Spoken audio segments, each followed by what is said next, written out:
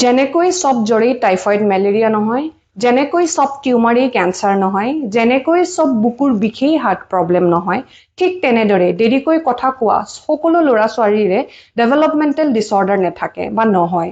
Developmental ডিসঅৰ্ডাৰৰ ভিতৰত পৰে autism, hearing loss, global delay, mental retardation, Down syndrome, cerebral palsy, auditory processing disorder আৰু বহুতো। কিন্তু জ্বৰ ইউজুৱেলি হোৱা ভাইৰেল ফিভাৰ নে কিবা বেলেগ ইনফেকশনৰ কাৰণে হৈছে। টিউমাৰটো ক্যান্সাৰ টিউমাৰ নে নন ক্যান্সাৰাছ টিউমাৰ, বুকুৰ বিষটো আন সৰু কাৰণত হৈছে নে হাৰ্টৰ প্ৰব্লেমৰ কাৰণে হৈছে, টেষ্ট কৰিলেহে গম পোৱা যায়। যেতিয়ালৈকে আপুনি ডক্টৰৰ লগত কনসাল্ট নকৰে বা টেষ্ট নকৰে, আপুনি ৰিস্ক লৈ জীয়াই আছে বুলি আপুনিও জানে। আপোনাৰ সন্তানে 2 বছৰ বয়সলৈকে অৰ্থ থকা শব্দ কোৱা নাই, নিজৰ লগাখিনি বুজাব পৰা হোৱা নাই, আনৰ কথা বয়স অনুপাতে বুজি নাপায়। কি কৰিব পাৰে আপুনি? এই একো নাই হৈ যাব, ইমান ভয় খাই লাভ নাই, কিছুমানে দেৰিকে কথা কয়েই। লৰাই দেৰিকে কথা কয়। এনেকৈ নিজকে সান্তনা দি বহি থাকিব নে এক্সপাৰ্ট বা ডক্টৰৰ ওচৰত গৈ কনসাল্ট কৰিব? যদি এনেই দিলে হৈছে তেন্তে বাৰু ভাল কথা, কিন্তু যদি অটিজম বা আন ডিসঅৰ্ডাৰৰ কাৰণে হৈছে তেতিয়া কি কৰিব?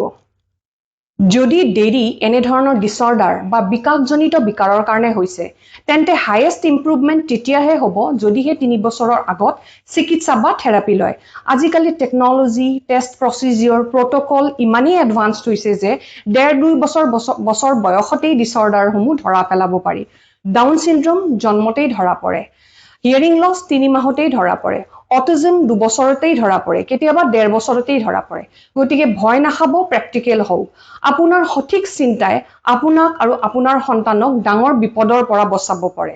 আৰু এটা কথা, আপুনি যদি প্ৰেগনেন্ট হয় বা আপোনাৰ ঘৰত যদি বেবি আছে, তেন্তে আপুনি শিশুৰ ডেভেলপমেন্টৰ বিষয়ে জনাটো বহুত দৰকাৰ।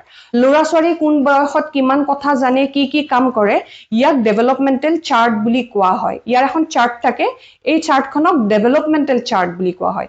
এই চাৰ্টখন আপোনালোকে গুগল কৰিলে পাই যাব। মন কৰিব, মই ডেভেলপমেন্টৰ বিষয়েহে পঢ়িব কৈ আছো, ডিসঅৰ্ডাৰ বা বেমাৰৰ বিষয়ে পঢ়িব কোৱা নাই। পঢ়ক, জানক আৰু আপোনাৰ সন্তানক নিৰীক্ষণ কৰক। 6 মাহ ইফাল সিফাল হলে বেছি চিন্তা কৰিবলগীয়া একো নাই, কিন্তু তাতকৈ বেছি দেৰি হলে থেৰাপিষ্টৰ লগত বহি আলোচনা কৰক। জাষ্ট এটা কনসালটেশ্যন আৰু ই আপোনাক আৰু আপোনাৰ সন্তানক ডাঙৰ বিপদৰ পৰা বচাব পাৰে। মনত ৰাখিব, আজিৰ শিশু কালিৰ দেশৰ নাগৰিক আৰু আপোনাৰ পৰিয়ালৰ ভৱিষ্যত। এনে ধৰণৰ সমস্যাৰ কাৰণে আপুনি মোৰ লগত আলোচনা কৰিব পাৰে বা মোৰ organisation Astitva multi speciality therapy and hearing care চেণ্টাৰলৈ লৈ আহিব পাৰে। অস্তিত্ব চেণ্টাৰ গুৱাহাটীৰ হাতীগাঁও, আদাবাৰী, মিৰ্জা, নলবাৰী আৰু নগাঁৱত আছে। মই অতি আনন্দৰে আপোনালোকক জনাও যে অস্তিত্ব অসম তথা সমগ্ৰ উত্তৰ পূব ভাৰতৰ আটাইতকৈ ডাঙৰ, পুৰণি আৰু সকলোতকৈ বেছি ফেচিলিটিজ থকা চেণ্টাৰ। যোৱা 13 বছৰৰ পৰা এতিয়ালৈকে অস্তিত্বত আমি 11,000 পৰা 12,000 শিশুৰ লগত ডিল কৰিছো। অস্তিত্বৰ হাতীগাঁও চেণ্টাৰত সৰু ল'ৰা ছোৱালীৰ থেৰাপি দিয়াৰ লগতে পেৰেণ্টছকো প্ৰশিক্ষণ দিয়া হয় বা ট্ৰেইনিং দিয়া হয়। অভিভাৱকক প্ৰতিটো এক্টিভিটি শিকোৱা হয় আৰু নিজৰ সন্তানৰ লগত কৰিবলৈ দিয়া হয়।